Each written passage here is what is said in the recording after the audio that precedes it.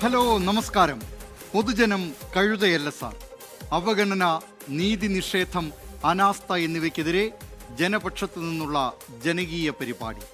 ഞാൻ ബി ദിലീപ് കുമാർ. പ്രിയ പ്രേക്ഷകർക്ക് സ്വാഗതം.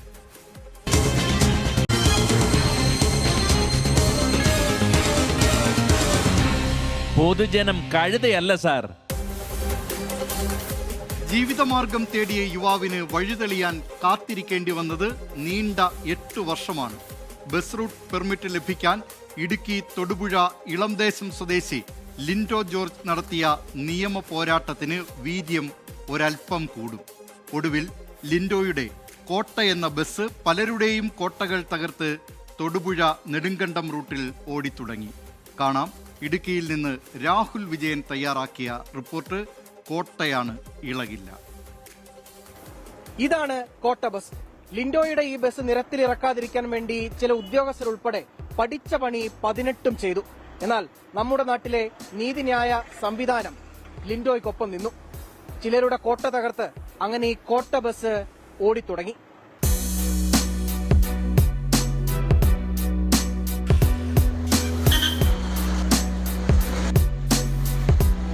2018 ലിൻഡോ ബസ് റൂട്ട് പെർമിറ്റ് കിട്ടാൻ ഇടുക്കി RTO ഓഫീസിൽ അപേക്ഷ നൽകുന്നത്.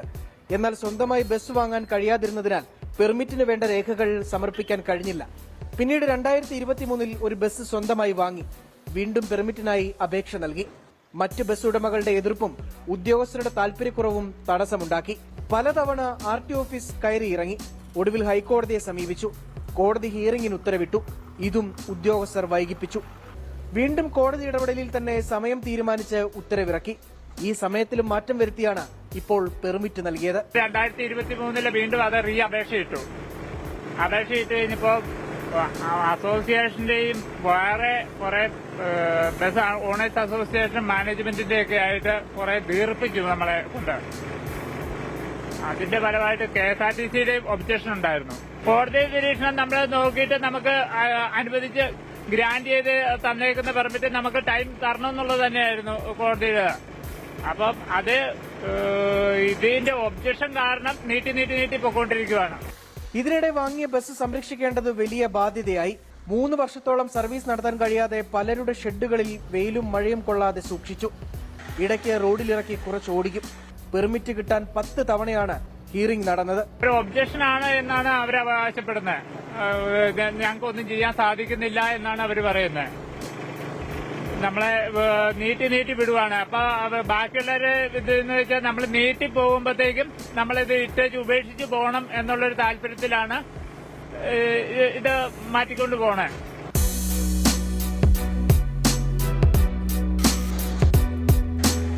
പ്രതിസന്ധികളെ തരണം ചെയ്ത് മുന്നോട്ടു പോയാൽ വിജയം സുനിശ്ചിതമെന്ന് തെളിയിക്കുകയാണ് ലിൻഡോ. എന്നാൽ നമ്മുടെ നാട്ടിലെ സാധാരണക്കാരായ ആളുകളെ നമ്മുടെ ഉദ്യോഗസ്ഥർക്ക് എത്രത്തോളം ബുദ്ധിമുട്ടിക്കാൻ കഴിയുമെന്ന് കൂടി തെളിയിക്കുന്നതാണ് ലിൻഡോയുടെ കഴിഞ്ഞ 7 വർഷങ്ങൾ. രാഹുൽ വിജയൻ, 24 ഇടുക്കി. പൊതുജനം കഴുതയല്ല സാർ.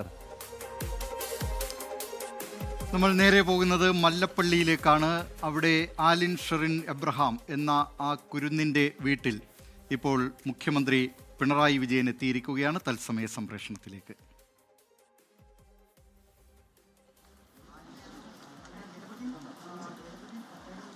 അഞ്ചു പേർക്ക് പുതുജീവൻ നൽകി അകന്ന ആ കുഞ്ഞുമാലാഖ ആലിൻ ഷെറിൻ എബ്രഹാം എന്ന ആ കുഞ്ഞുമാലാഖയുടെ വീട്ടിലേക്ക് ഇപ്പോൾ കേരളത്തിൻ്റെ മുഖ്യമന്ത്രി എത്തിയിരിക്കുന്നു. ഇപ്പോൾ അവിടെ നിന്ന് അജ്മൽ ദിറാർ ചേരുകയാണ്. അജ്മൽ, മുഖ്യമന്ത്രി അവിടെ എത്തിയിരിക്കുന്നു. തികച്ചും വൈകാരികമായ രംഗങ്ങൾക്കായിരിക്കും ആ വീട് സാക്ഷ്യം വഹിക്കുക എന്നതിൽ യാതൊരു സംശയവുമില്ല. എന്തൊക്കെയാണ് അവിടെ നിന്നുള്ള വിവരങ്ങൾ? ദിലീപ് കുമാർ, കഴിഞ്ഞ ദിവസമാണ് മസ്തിഷ്ക മരണം സംഭവിച്ചതിനെ തുടർന്ന് 10 മാസം പ്രായമുള്ള മല്ലപ്പള്ളി സ്വദേശിയായ ഈ അലൻ എന്ന് പറയുന്ന 10 മാസം പ്രായമുള്ള കുഞ്ഞിന്റെ അവയവങ്ങൾ ദാനം ചെയ്തത്. അതിന് പിന്നാലെ കേരളത്തിൽ മുഴുവൻ ആ കുട്ടിയെയും അതിന് തയ്യാറായ രക്ഷിതാക്കൾക്കും പ്രശംസിച്ചുകൊണ്ടും അഭിനന്ദിച്ചുകൊണ്ടും രംഗത്തെത്തിയ പല പ്രമുഖരുമുണ്ട്. അതിൽ മുഖ്യമന്ത്രി അടക്കമുള്ളവരുണ്ടായിരുന്നു. ആ കുടുംബത്തെ സന്ദർശിക്കാൻ ഇപ്പോൾ ഇതാ മുഖ്യമന്ത്രി എത്തിയിരിക്കുകയാണ്. ഇന്നലെയാണ് കുട്ടിയുടെ മൃതദേഹം വൈകിട്ട് 3:30 ഇവിടുത്തെ CSI ചർച്ചിൽ മൃതദേഹം പൂർണ്ണ ഔദ്യോഗിക ബഹുമതികളോടെ സംസ്കരിച്ചത്.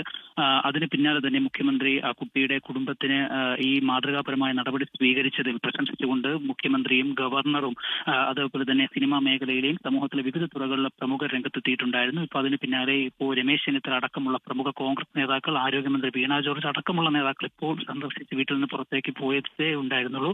ഉടൻ തന്നെ ഇവിടെ പത്തനംതിട്ടയിലെത്തിയ മുഖ്യമന്ത്രിയും ഇപ്പോൾ ഇത് ആലന്റെ വീട്ടിലെത്തിയിരിക്കുകയാണ്.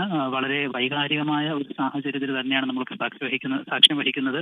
ഇപ്പോൾ മുഖ്യമന്ത്രി കുടുംബത്തിന്റെ വീട്ടിനുള്ളിലേക്ക് പ്രവേശിച്ചിരിക്കുകയാണ്. ആ കുടുംബത്തെ കണ്ട് ആശ്വസിപ്പിക്കുകയും അതോടൊപ്പം തന്നെ കേസ് ഓട്ടോ അടക്കമുള്ള സർക്കാരിന്റെ ഇത്തരം പദ്ധതികളെ കൂടുതൽ ജനങ്ങളിലേക്ക് മാതൃകാപരമായ സന്ദേശങ്ങൾ ഇത്തരത്തിൽ എത്തിക്കുന്നതിന് എല്ലാവിധ അഭിനന്ദനങ്ങളും കൂടി അറിയിക്കുന്നതിന് വേണ്ടിയാണ് മുഖ്യമന്ത്രി ഇപ്പോൾ ഇവിടെ വീട്ടിലെത്തിയിരിക്കുന്നത്. കേരളത്തിൻ്റെ മുഖ്യമന്ത്രി പിണറായി വിജയൻ ഇപ്പോൾ ആലിൻ ഷെറിൻ എബ്രഹാം എന്ന നമ്മിൽ നിന്നകന്ന ആ കുഞ്ഞു മാലാഖ 5 പേർക്ക് പുതുജീവൻ നൽകി ചരിത്രത്തിലേക്ക് പോയ ആ കുഞ്ഞു മാലാഖയുടെ വീട്ടിൽ, മല്ലപ്പള്ളിയിലെ വീട്ടിലാണ് ഇപ്പോൾ മുഖ്യമന്ത്രി പിണറായി വിജയൻ എത്തിയിരിക്കുന്നത്.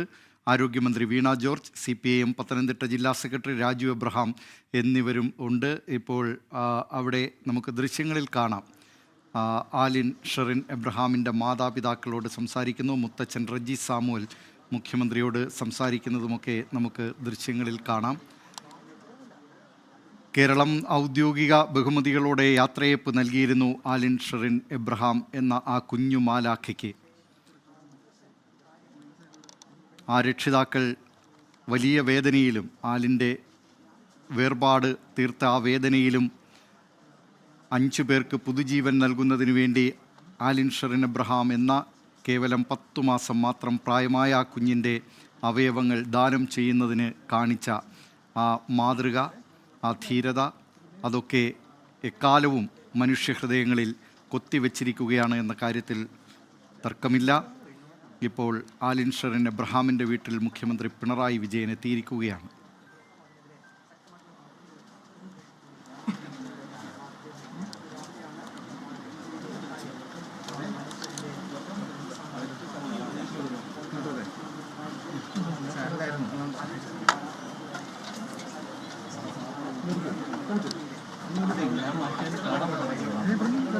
ആലിൻ ഷെറിൻ എബ്രഹാം എന്ന കുഞ്ഞു മാലാഖയുടെ വീട്ടിൽ മുഖ്യമന്ത്രി പിണറായി വിജയൻ എത്തിയിരിക്കുന്നു.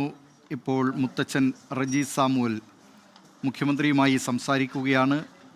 ആരോഗ്യമന്ത്രി വീണ ജോർജ്, CPIM പത്തനംതിട്ട ജില്ലാ സെക്രട്ടറി രാജു എബ്രഹാം എന്നിവരും മുഖ്യമന്ത്രിക്കൊപ്പം ഈ ആലിൻ ഷെറിൻ എബ്രഹാമിൻ്റെ വീട്ടിലേക്ക് എത്തിയിരുന്നു. കേരളം ആലിൻ ഷെറിൻ എബ്രഹാമിനൊപ്പമുണ്ട്, ആ കുഞ്ഞിനൊപ്പമുണ്ട്, ആ കുഞ്ഞു മാലാഖയ്ക്കൊപ്പമുണ്ട്, ആ കുടുംബത്തിനൊപ്പമുണ്ട് എന്ന് അറിയിക്കുന്നതിന് കൂടിയാണ് മുഖ്യമന്ത്രിയുടെ ഈ സന്ദർശനം. മാതൃകാപരമായ തീരുമാനമെടുത്ത ആലിൻ ഷെറിൻ എബ്രഹാമിൻ്റെ മാതാപിതാക്കൾ, ആ കുടുംബം, അവർക്കൊക്കെ കേരളം ഒപ്പമുണ്ട്. ഈ വേർപാടിൻ്റെ വേദന തീർക്കുന്ന ആ നിമിഷത്തിൽ കേരളം ഒപ്പമുണ്ട് എന്ന് പറയുക കൂടിയാണ് മുഖ്യമന്ത്രി പിണറായി വിജയൻ ഈ സന്ദർശനത്തിലൂടെ ചെയ്യുന്നത്.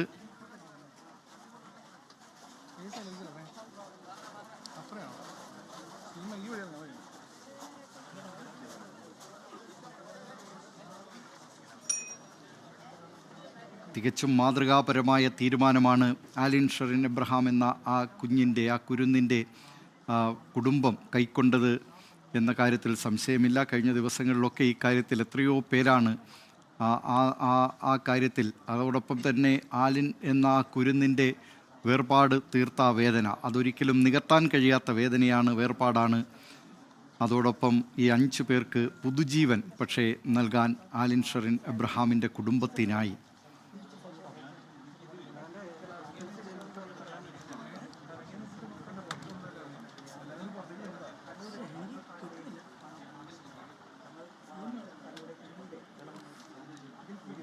മാസങ്ങളോളം ഉദരത്തിൽ പേറിയ ആ കുഞ്ഞിനെ കേവലം 10 മാസം മാത്രമാണ് ആ അമ്മയ്ക്ക് കാണാൻ കഴിഞ്ഞത്, ആ കുടുംബത്തിന് കാണാൻ കഴിഞ്ഞത്. ആ ആലിൻ ഷെറിൻ എബ്രഹാം ലോകത്തെ കണ്ടുവരുന്നതേ ഉണ്ടായിരുന്നുള്ളൂ. ലോകത്തിൻ്റെ ഈ കൗതുക കാഴ്ചകളിലേക്ക് ആ കുഞ്ഞിൻ്റെ കണ്ണുകൾ വികസിച്ച് വരുന്നതേ ഉണ്ടായിരുന്നുള്ളൂ. അതിനിടയിലാണ് ഈ കേവലം 10 മാസം മാത്രം പ്രായമുള്ള ആലിൻ ഷെറിൻ എബ്രഹാം വിട്ടകന്നത്. പക്ഷേ 5 പേർക്ക് പുതുജീവൻ നൽകാൻ ആലിൻ ഷെറിൻ എബ്രഹാമിന് ആയി എന്നത് ആ കുടുംബം, ആ വേർപാടിൻ്റെ ആ വേദനയുടെ നിമിഷത്തിൽ കൈക്കൊണ്ട തീരുമാനമാണ്. അത് മാതൃകാപരമായ തീരുമാനമാണ് എന്ന കാര്യത്തിൽ സംശയമില്ല. എത്രയോ പ്രമുഖരാണ് ആ കുടുംബത്തിനൊപ്പം നിന്നത്. മലയാള സിനിമയുടെ അഭിമാനമായ മോഹൻലാൽ, പ്രമുഖ നടൻ കമൽഹാസൻ, പിന്നെത്രയോ രാഷ്ട്രീയ നേതാക്കൾ, അറിയപ്പെടുന്നവരും അറിയപ്പെടാത്തവരുമായ എത്രയോ പ്രമുഖർ, അവരൊക്കെ ആ കുടുംബത്തിനൊപ്പം നിൽക്കുകയായിരുന്നു. ആലിൻ ഷെറിൻ എബ്രഹാമിൻ്റെ ഓർമ്മകൾക്ക് മുന്നിൽ നമ്രശിരസ്കരായി നിന്നുകൊണ്ട് തന്നെ ആ കുഞ്ഞിൻ്റെ കുടുംബം എടുത്ത ആ തീരുമാനത്തെ അഭിനന്ദിക്കുകയും ആ വേർപാടിൻ്റെയും വേദനയുടെയും നിമിഷത്തിൽ ആ കുടുംബത്തിനോടൊപ്പം എന്ന് അറിയിക്കുകയും ചെയ്തവരാണിപ്പോൾ മുഖ്യമന്ത്രി പിണറായി വിജയൻ, ആരോഗ്യമന്ത്രി വീണ ജോർജ് എന്നിവർ ഈ ആലിൻ ഷെറിൻ എബ്രഹാമിൻ്റെ മല്ലപ്പള്ളിയിലെ വീട്ടിലേക്ക് എത്തിയിരിക്കുകയാണ്. ഇപ്പോൾ അജ്മൽ ദിറാർ കൂടി ചേരുകയാണ് മല്ലപ്പള്ളിയിൽ നിന്ന്. അജ്മൽ, പറയൂ. ദിലീപ്, ആലിൻ ഷെറിൻ എബ്രഹാം എന്ന 10 മാസം പ്രായമായ കുഞ്ഞിന്റെ പാൽമണവും കളിച്ചിരിയും മാറാത്ത വീട്ടിലേക്കാണ് ഇപ്പോൾ മുഖ്യമന്ത്രി പിണറായി വിജയൻ എത്തിയിരിക്കുന്നത്.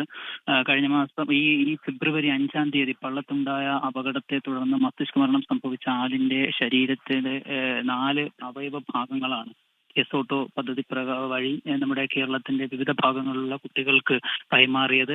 അങ്ങനെ ആലിന്റെ വിയോഗത്തിൽ വേദന ഉണ്ടാകുന്ന അതേ സന്ദർഭത്തിൽ തന്നെ 4 പുതുജീവനേകിക്കൊണ്ട് പ്രകാശം അവരുടെ ജീവിതത്തിൽ ഒരു പുതിയ വെളിച്ചം കൂടി പകർത്തിക്കൊണ്ടാണ് ആലിൻ യാത്രയായത്. ഇന്നലെ വൈകിട്ട് 3:30 ഇവിടുത്തെ CSI ചർച്ചിൽ ആലിന്റെ മാമോദീസ മുക്കി 2 മാസം മുമ്പ് മാമോദീസ ചടങ്ങ് നടന്ന അതേ പള്ളിയിൽ ആലിന്റെ സംസ്കാര ചടങ്ങുകൾ നടന്നത്.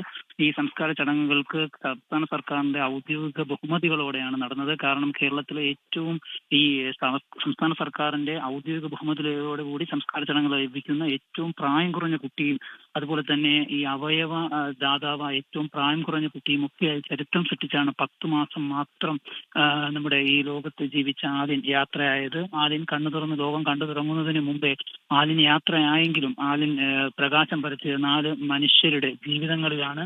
ഏതായാലും ആലിന്റെ വീട്ടിലേക്കാണ് ഇപ്പോൾ മുഖ്യമന്ത്രി എത്തിയത്. ഇപ്പോൾ മിനിറ്റുകൾക്ക് മുമ്പാണ് മുൻ പ്രതിപക്ഷ നേതാവ് രമേശ് ചെന്നിത്തല അടക്കമുള്ള പ്രമുഖ നേതാക്കൾ ഈ വീട്ടിലേക്ക് എത്തിയത്. ഇന്നലെ സംസ്കാര ചടങ്ങുകൾ നടന്നപ്പോൾ തന്നെ സുരേഷ് ഗോപി, കേന്ദ്രമന്ത്രി സുരേഷ് ഗോപി, അതോടൊപ്പം തന്നെ മുൻ കോട്ടയത്ത് നിന്നുള്ള ദേവസ്വം മന്ത്രി VN വാസവൻ, സജി ചെറിയാൻ അടക്കമുള്ള പ്രമുഖ മന്ത്രിമാരൊക്കെ എത്തി കുടുംബത്തെ ആശ്വസിപ്പിച്ചിരുന്നു.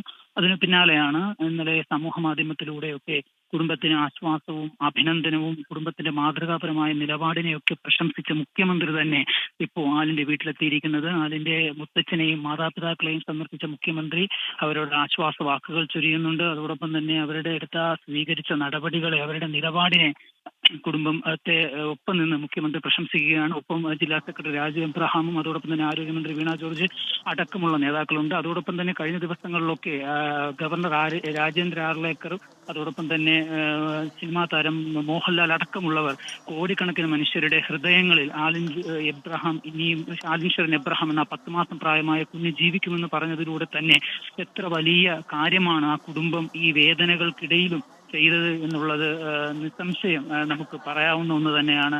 ഇപ്പോൾ ആ മുഖ്യമന്ത്രി കുടുംബത്തെ സന്ദർശിച്ച് പുറത്തേക്ക് ഇറങ്ങുകയാണ്. ദിലീപ് കുമാർ, നമുക്ക് ആ ദൃശ്യങ്ങളിലേക്ക് പോവാം.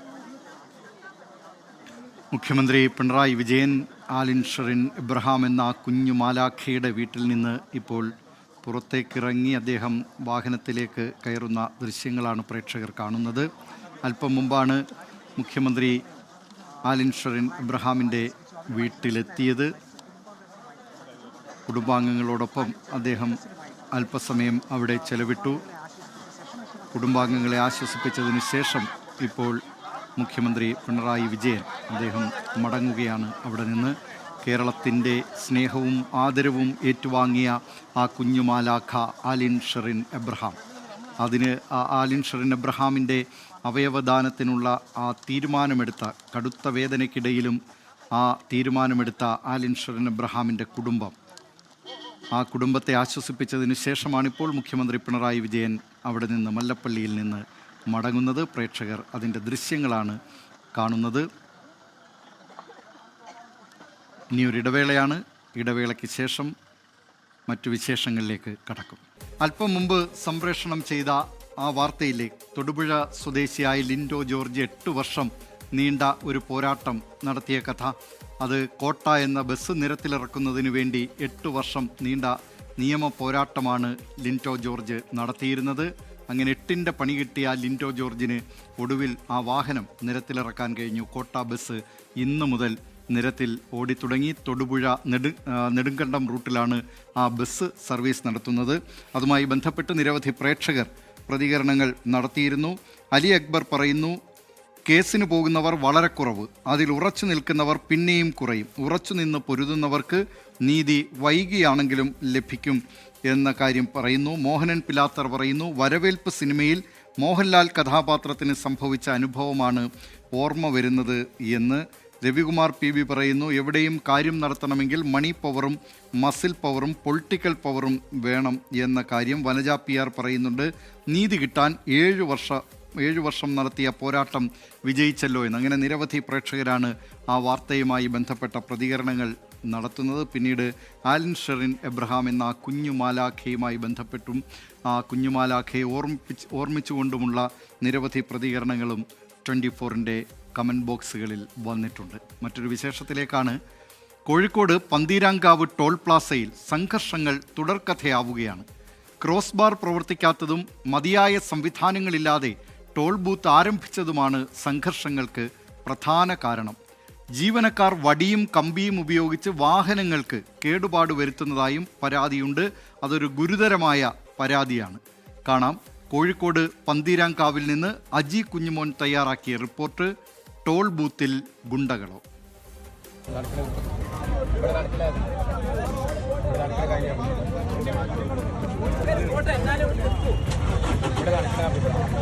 പോലീസ് വന്നപ്പോഴാണ് ചങ്ങായി അപ്പൊ മുന്നേ പോയിക്കോറ് ഇവിടെ ഇവിടെ മലയാളി ഓനൊക്കെ വണ്ടി എടുത്ത് പോയിക്കോറ് അങ്ങനെ വണ്ടി എടുത്തതിന് കൊണ്ട്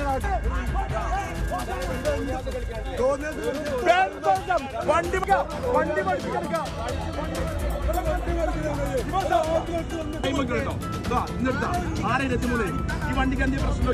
പ്രേക്ഷകർ ഇപ്പോൾ കണ്ടത് ഇന്നലെ രാത്രിയിൽ പന്തീരങ്കാവ് ടോൾ പ്ലാസയിൽ നടന്ന സംഭവങ്ങളാണ്. നിരവധി പരാതികളാണ് പന്തീരങ്കാവ് ടോൾ പ്ലാസയ്ക്കെതിരെ ഉയരുന്നത്. പന്തീരങ്കാവ് ടോൾ പ്ലാസയിൽ എങ്ങനെയാണ് അവർ ടോൾ ഈടാക്കുന്നത് എന്ന് ഞങ്ങൾ പരിശോധിക്കുകയാണ്. ആ ദൃശ്യങ്ങളിലേക്കാണ് ഞങ്ങൾ പ്രേക്ഷകരെ ആദ്യം കൂട്ടിക്കൊണ്ടു പോകുന്നത്. പോകാം.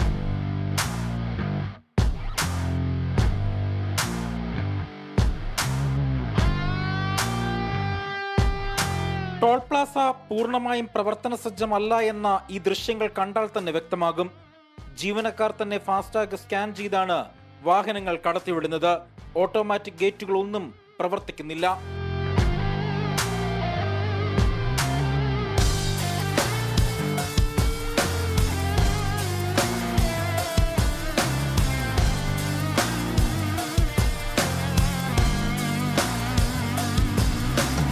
ടോൾ ജീവനക്കാർ ഗുണ്ടായിസമാണ് കാണിക്കുന്നതെന്നും പോലീസുകാർ പോലും ഇവിടെ നിസ്സഹായരാണ് എന്ന ആക്ഷേപവുമുണ്ട്.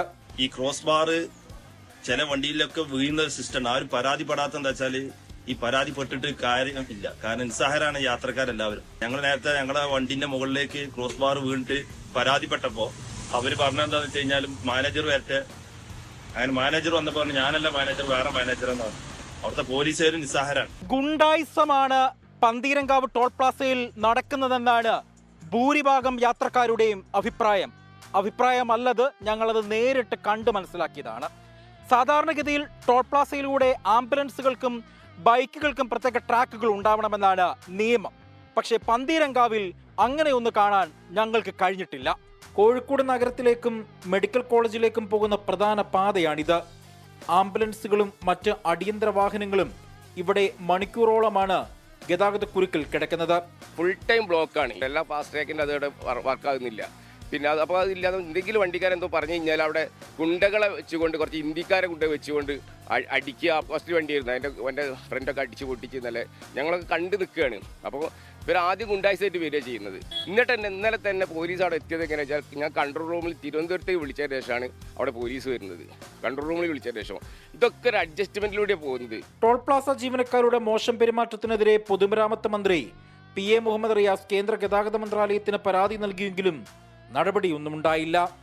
മികച്ച റോഡിന് ടോൾ കൊടുക്കുന്നതിന് ഈ നാട്ടുകാരും ഇതിലെ കടന്നു പോകുന്ന വാഹന യാത്രക്കാരും എതിരല്ല. പക്ഷേ ഇവിടുത്തെ ജീവനക്കാർ മോശമായി പെരുമാറുന്നതും വണ്ടികൾക്ക് കേടുപാടുകൾ വരുത്തുന്നതുമാണ് ഏറ്റവും കൂടുതൽ പ്രതിഷേധം ഉയരാൻ കാരണമാകുന്നത്.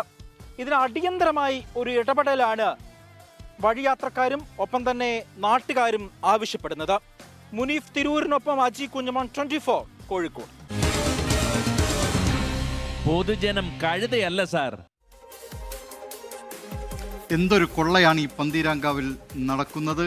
ടോളിൻ്റെ മറവിലാണ് ഈ കൊള്ള നടക്കുന്നത്. ടോൾ ബൂത്ത് പൂർണ്ണമായും പ്രവർത്തന സജ്ജമാകാതെയാണ് അവിടെ ഈ നിലയിൽ യാത്രക്കാർക്കും വാഹനങ്ങൾക്കുമൊക്കെ ബുദ്ധിമുട്ടുണ്ടാക്കിക്കൊണ്ടുള്ള കൊള്ള എന്ന കാര്യത്തിൽ യാതൊരു സംശയവുമില്ല. അധികൃതരുടെ ഇടപെടൽ അടിയന്തിരമായി ഈ വിഷയത്തിൽ ഉണ്ടാകേണ്ടിയിരിക്കുന്നു. ഏതായാലും നിരവധി പ്രേക്ഷകർ ഇതുമായി ബന്ധപ്പെട്ടൊക്കെയുള്ള പ്രതികരണം നടത്തുന്നുണ്ട്. ഹരിഗോവിന്ദ് പറയുന്നു, ഇങ്ങനത്തെ ജീവനക്കാർ ഉണ്ടെങ്കിൽ പിന്നെ ജോലി ചെയ്യുന്ന സ്ഥാപനത്തോട് ആത്മാർത്ഥത ഉണ്ടാകേണ്ട ജീവനക്കാരാണ് എന്ന കാര്യമൊക്കെ ആ നിലയിലൊരു പരിഹാസ രീതിയിലാണ് ഹരിഗോവിന്ദ് ആ വിഷയത്തിൽ പ്രതികരിച്ചിരിക്കുന്നത്. മറ്റൊരു വിശേഷത്തിലേക്കാണ് ഇനി പൊതുജനം കഴുതയല്ല സാർ പോകുന്നത്. ദേശീയപാത വികസനത്തിനിടെ സംസ്ഥാനത്ത് ഇതുവരെയുണ്ടായത് 23 മരണങ്ങളെന്ന് കേന്ദ്ര സർക്കാർ. നിർമ്മാണ വേളയിൽ ഒരുക്കേണ്ട സുരക്ഷാ സംവിധാനങ്ങളിൽ ഗുരുതര വീഴ്ചയുണ്ടെന്ന സുരക്ഷാ ഓഡിറ്റ് റിപ്പോർട്ടിന് പിന്നാലെയാണ് ഞെട്ടിക്കുന്ന മരണക്കണക്കുകൾ കൂടി പുറത്തുവരുന്നത്. കാണാം, ആലപ്പുഴയിൽ നിന്ന് അശ്വിൻ പാലാഴി തയ്യാറാക്കിയ റിപ്പോർട്ട്. മരണം വിതയ്ക്കുന്ന വഴികൾ.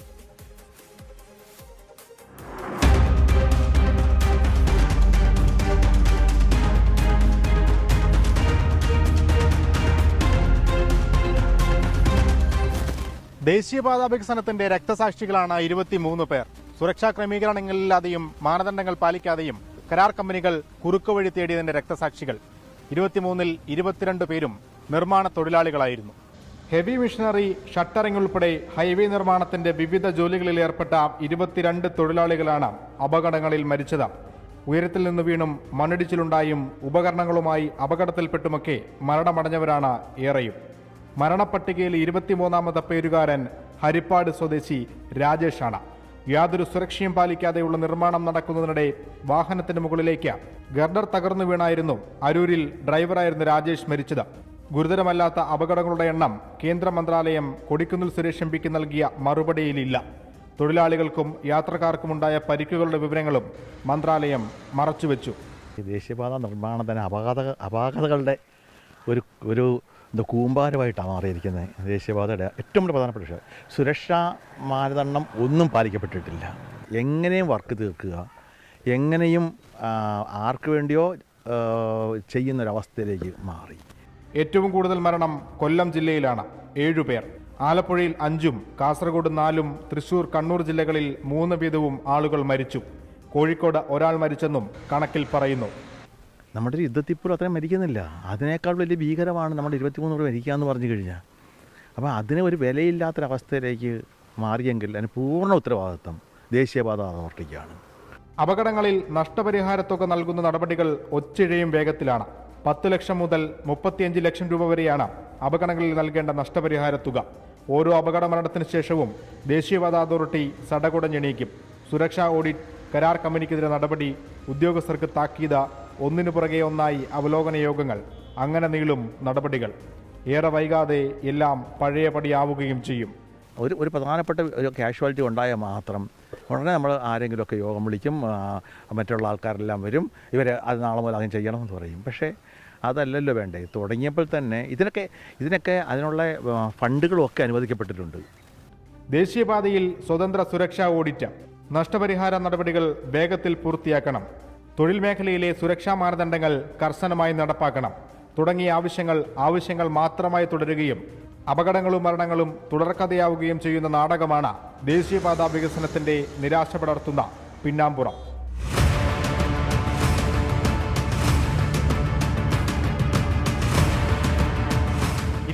മരണം എന്നത് കേന്ദ്ര സർക്കാരിന്റെ കണക്കാണ്. കണക്കിൽപ്പെടാത്ത മരണങ്ങൾ വേറെയും ഉണ്ടായിട്ടുണ്ട് ദേശീയപാത നിർമ്മാണ സ്ഥലങ്ങളിൽ. സുരക്ഷ പേപ്പറിൽ മാത്രം ഒതുങ്ങിയാൽ പോരെന്ന് ഓർമ്മിപ്പിക്കുകയാണ് ഈ കണക്കുകൾ. ആലപ്പുഴയിൽ നിന്ന് ഷിബിൻ ബഷീറിനൊപ്പം അശ്വിൻ പാലാഴി, 24. പൊതുജനം കഴുതയല്ല സാർ. ഈ വിശേഷത്തോടെ പൊതുജനം കഴുതയല്ല സാറിന്റെ ഇന്നത്തെ അധ്യായം പൂർത്തിയാവുകയാണ്. ഇനി 24ന്റെ സജീവ സംവാദ പരിപാടിയായ എൻകൗണ്ടറുമായി ഹാഷ്മി താജ് ഇബ്രാഹിം ചേരുന്നു. Over to Hashmi.